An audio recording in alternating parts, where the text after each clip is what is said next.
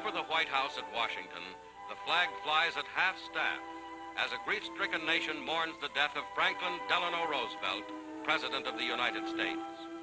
Inside, in the historic Cabinet Room, Vice President Harry S. Truman takes the oath of office as 32nd President, administered by Chief Justice Harlan Fiske Stone.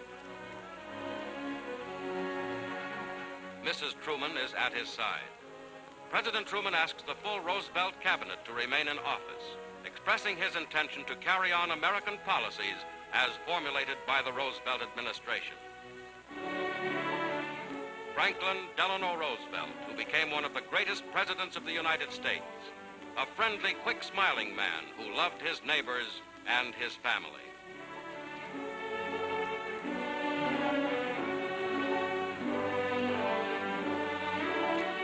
This was a vigorous, dynamic man who lived the strenuous life to the hilt, despite the tragic, crippling paralysis which almost ended his career at the age of 39. Much of his time was spent with his family. A nation and a world plunged into lasting sorrow by Franklin D. Roosevelt's death offers deepest condolence, first to the Roosevelt family.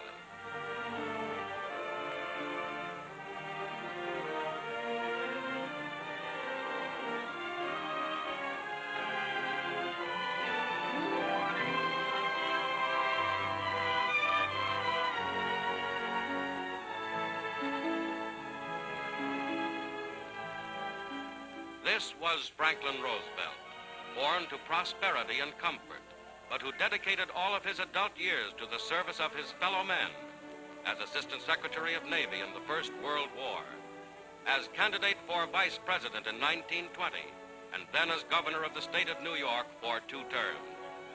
Achieving great national prominence, Franklin Roosevelt was nominated by the Democratic Convention of 1932 as candidate for president and was elected by a large majority. He came to office in a dark hour. Economic depression had gripped the world, affecting the lives of millions. We have nothing to fear but fear itself, Mr. Roosevelt proclaimed in his famous first inaugural. And through the years that followed, he attacked domestic issues with tremendous vigor to bring about a peaceful revolution in American government and social concepts. Despite storms of controversy, most of his administration's reforms became a permanent part of American life. And Roosevelt became a mighty name in a world that went to war.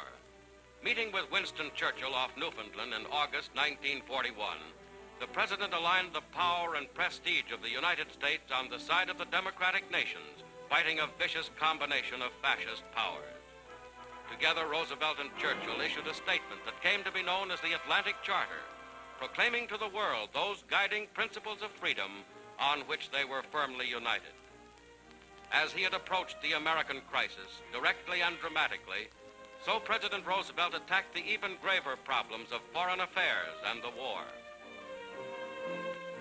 December 8, 1941, as the nation rose in fury and shock against the Japanese attack on Pearl Harbor, Roosevelt asked Congress to declare war on Japan, and on December 11th, on her German and Italian allies. Following the North Africa landings, Roosevelt, as Commander-in-Chief, journeyed to Casablanca in January '43. Here he saw for himself the first veteran units of the American Expeditionary Force that was to grow into millions before Nazi Germany was torn wide open and virtually defeated in the last week before his tragic death. Here, too, with Churchill and the chiefs of staff, he laid early plans for that victory and for Pacific invasions.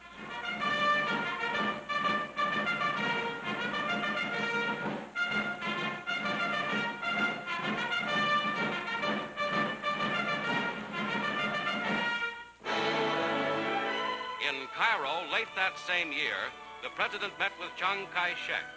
The vast problems of the war against Japan were discussed and effective action charted.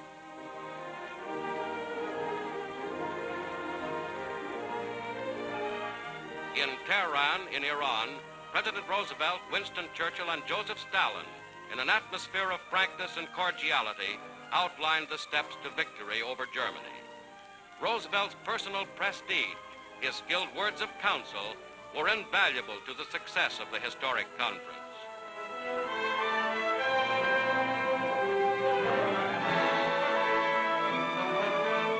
In 1944, the American people endorsed his administration's war and peace policies by electing him for a fourth term. Mr. Roosevelt requested simple ceremonies on the White House porch for his inaugural with Vice President Truman. Earlier, he had stated that his almost overpowering desire was to return to his home and family.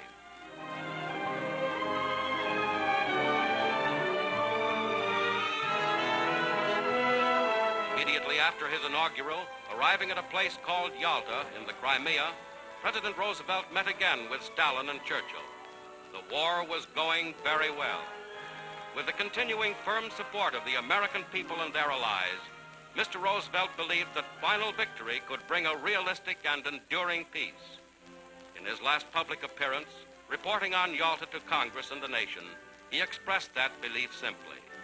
And these, perhaps of all, are the words that Franklin Delano Roosevelt might have wanted us to remember.